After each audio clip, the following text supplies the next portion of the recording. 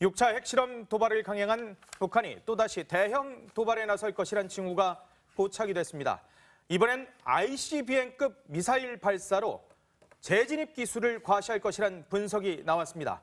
이미 북한이 ICBM 발사대를 이동하기 시작했다는 일부 보도까지 나왔습니다. 직접 들어보겠습니다. 정권 창건일 9월 9일입니다. 당 창건일 10월 10일입니다. 등을 내세워서 긴장 정세를 조성하고 내픽 강조 등을 통해서 체제 결속을 도모해 나아갈 것으로 보인다고 합니다. 3번 갱도 4번 갱도를 준비해놨기 때문에 언제든지 핵실험이 가능한 것으로 그렇게 오늘 보고가 있었다 말씀을 드리겠습니다. 거의 완공 상태에서 핵실험하기 때문에 그것을 준비할 때가 있다고 보면 됩니다. 자, 바로 어제 국정원이 보고한 내용을 정보위원들이 지금 기자회견을 한 상황인데 이번 주 토요일입니다. 북한 정권 수립일이죠. 구구절 9월 9일에 ICBM급 탄도미사일을 쏜다. 이런 정황이 있다는 거 아니겠습니까? 그렇습니다. 이제 국가정보원이 어제 이제 국회 정보위원회 전체회의에서 북한이 ICBM급 미사일 발사로 추가 도발할 가능성이 있다라고 밝혔는데요. 도발 시점은 아까 말씀하신 것처럼 북한 정권 수립일인 9월 9일이나 노동당 창건일인 10월 10일 사이에 쏠 것이다라는 것이 유력시 되고 있습니다. 9월 9일 아니면 10월 10일. 그렇습니다. 예. 특히 이번에는 이제 시험 발사 성격이 아니라 실전을 염두에 둔 정상 각도로 쏠 가능성이 커서 긴장감이 더욱 높아지고 있는데요.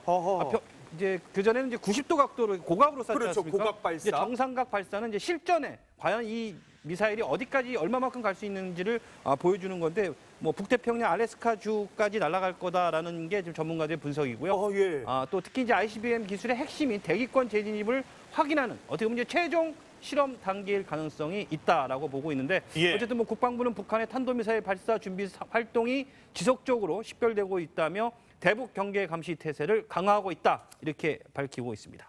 혹시라도 방향이 잘못돼서 미국 해안이나 뭐 미국 쪽에 떨어지게 되면은 그럴 가능성은 없고요. 어쨌든 북태평양을 향해서 쏘기 때문에 알래스카 주 인근에 아마 떨어질 것입니다.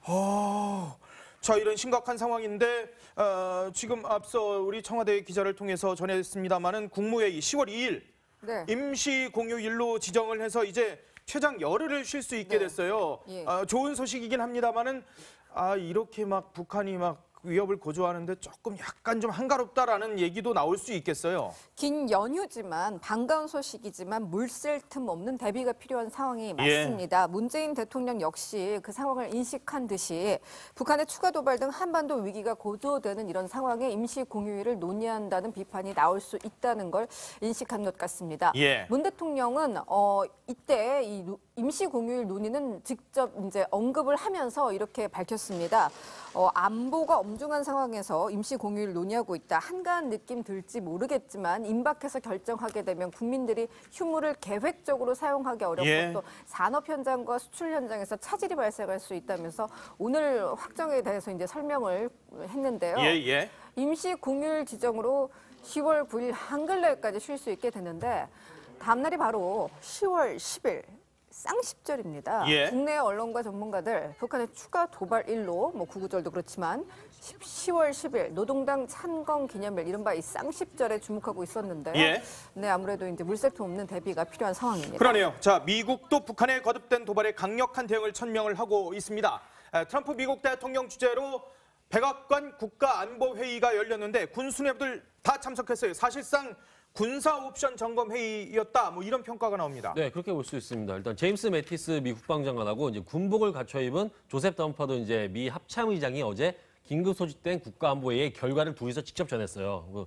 두 사람이 동시에 이제 이렇게 나타난 것도 등장한 것도 이례적인 건데 그만큼 어떻게 보면 미국이 북한의 핵 도발을 현재 심각하게 보고 있다. 그걸 딱 보여주는 대목입니다. 그래서 매티스 장관이 가장 먼저 이렇게 얘기했습니다. 우리는 많은 군사적 옵션을 갖고 있다.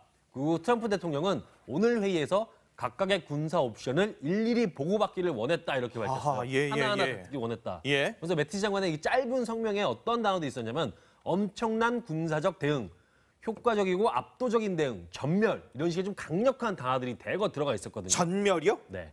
그러면서 이제 군사적 대응을 경고한 백악관에 엄중한 기류를 좀 반영한 게 아니냐 이렇게 좀 해석이 나오고 있어요. 그래서 매티스 장관이 마지막에 이랬습니다. 우리는 북한이라는 한 나라의 완전한 전멸을 바라진 않는다.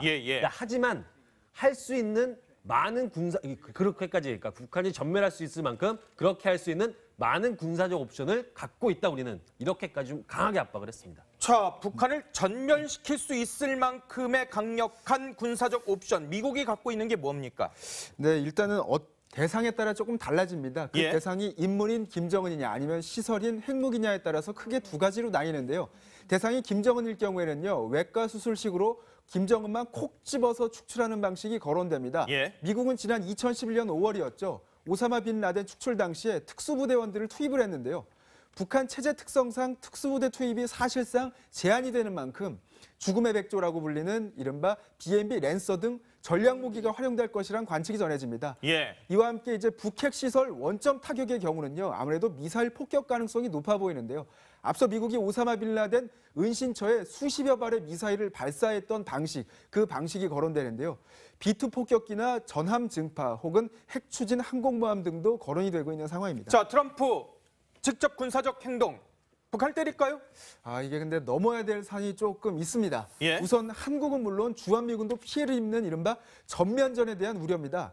미 CIA 국장 대행을 지낸 마이클 모럴은요, 어제 미 CBS에 출연을 해서 제2의 한국 정쟁을 일으킬 공산이 크다 이렇게 이야기를 하면서 다소 회의적인 견해를 밝히기도 했습니다. 영국 BBC 방송도 군사 대응은 주한미군 28,500명을 위협하는 최후의 심판일 시나리오가 될 것이라고 했습니다. 다음으로는 주변국들의 반대도 좀 거셀 건데요. 중국과 러시아가 미군의 군사행동에 동의할 가능성은 거의 없다는 시각이 많습니다. 예. 이 때문에 트럼프 행정부가 즉각 행동하기보다는 아무래도 군사 옵션 가능성에 더욱 면밀히 대비하면서 국제 공조를 통한 압박 노력에 조금 더 힘을 쓰는 게 아닌가 이런 관측들이 나오는데요. 예. 실제로 트럼프 대통령도 NSC 이후에요. 북한에 대한 공격 계획이 있느냐 기자들이 이렇게 물었는데 좀 두고 보자 이렇게 이야기를 했습니다. 두고 보자. 네, 그렇습니다. 자, 우리나라에서도 그런데 군사적 옵션 실행 가능성이 제기가 되고 있습니다. 송영무 국방부 장관이 참수작전 수행부대를 창설해서 실전 배치하겠다라고 공개적으로 언급했습니다. 들어보겠습니다. 북한 핵미사일을 타격할 수 있는 참수작전이 지금 당장 가능합니까? 지금은 완벽하게 갖춰지지 않고 개념을 정립 중에 있는데 금년 12월 1일부로 부대를 창설해서 전력화시킬 예정입니다.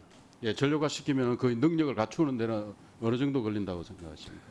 그 이동 수단이라든지 훈련 소요를 고려할 때는 한 1년 내외는 더 소요되지 않을까 이렇게 예, 봅니다. 그러면 내년 말 정도에는 예, 어떤 참수작전 능력을 구비할 수 있겠다. 이렇게. 예, 그렇게 전망합니다. 네. 자, 이 참수작전 부대를 12월 1일부터 이제 창설해서 활동시키겠다. 참수작전 부대 이거 뭡니까? 사실 이게 뭐 처음 나온 건 아니고요. 예. 이미 이제 예전에 한미가 마련한 작전계획 501호에 포함이 돼 있던 겁니다. 예. 근데 어제 송영무 국방부 장관은 이제 국회 국방위원회 긴급 현안 보고에서 이제 참수 작전과 관련해서 이제 개념 정립 중이다. 올해 12월 1일부터 부대를 창설해서 전력화할 수 있다라고 이렇게 얘기를 했는데요.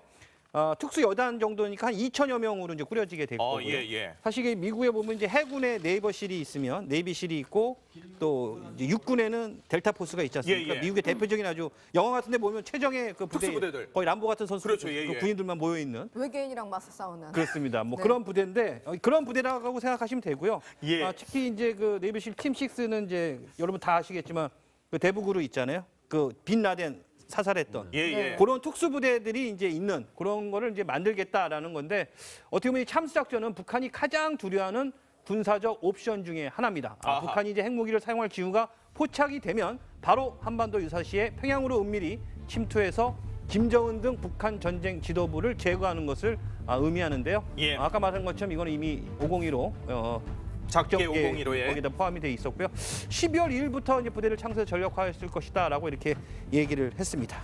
자, 얘기 들어보니까 이 참수 부대 필요할 것 같은데 근데 이게 좀 비밀 유지가 사실 좀 필요한 거 아니겠습니까? 그런데 국방장관이 공개적으로 날짜까지 밝혀버렸어요. 네, 그에 대한 우려가 굉장히 많습니다. 예. 소문난 잔치에 먹을 거 없다 이런 속담이 있는데요.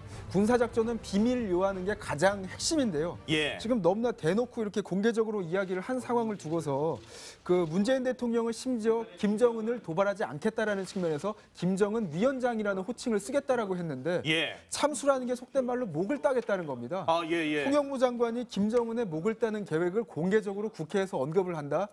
이게 과연 군사적인 보안은 물론이고 상대를 도발하는 그런 행동인데 이게 적절한 건지에 대한 이야기들이 설왕설래가 많습니다. 참수부대하면 사실 오사마 빈 라덴이 딱 떠오르거든요. 맞습니다. 네이비실 참수부대는요, 미국이 테러 조직인 알카에다 지도자 오사마 빈 라덴을 암살하면서 동원돼서 이제 화제가 된 바 있습니다. 예. 당시 오사마 빈 라덴 참수 작전에 동원된 미군은 네이비실에서 팀 6로 불리는 조직이었습니다.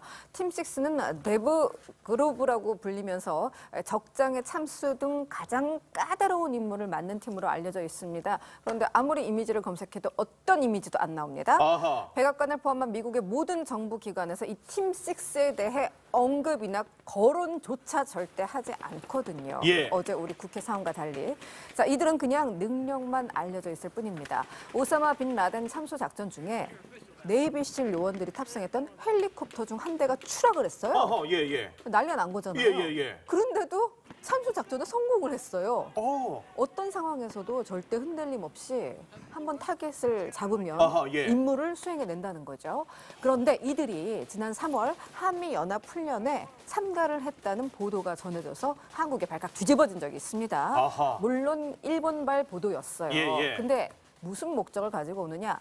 북한 수뇌부, 김정은 암살과 납치를 포함한 작전 계획을 가지고 활동을 하기 때문에 예. 북이 가장 민감하게 반응하는 그럴 수밖에 이슈입니다. 없죠. 자, 김정은 참수부대. 그런데 어떻게 평양으로 침투를 하겠다는 겁니까? 일단 가능성은 일단 세 가지가 있습니다. 예. 항공을 통해서 갈 수도 있고 육로, 해상 침투 이 세 가지가 가능한데요. 일단 북한 같은 경우는 촘촘한 좀 항공망을 가지고 있기 때문에 이걸 감안하면은 우리가 아무리 이제 좀 적어도 소음이 안 나는 항공기를 동원한다 해도 북한의 레이더에 발각될 가능성이 높고요. 예. 특히 이제 육로 침투 같은 경우는 가장 어렵죠. 어떻게 보면 휴전선을 넘어서 가야 되는 상황이기 때문에. 예, 예. 그래서 결국은 이제 1999년도에 6년도에 이제 북한이 강원도에 침투시킨 잠수정처럼 우리도 잠수함을 동원해서 이제 평양 인근까지 상륙한 다음에 육상으로 잠입하는 방법이 좀 가장 유력하지 않겠느냐 이런 평가가 나오고 있습니다.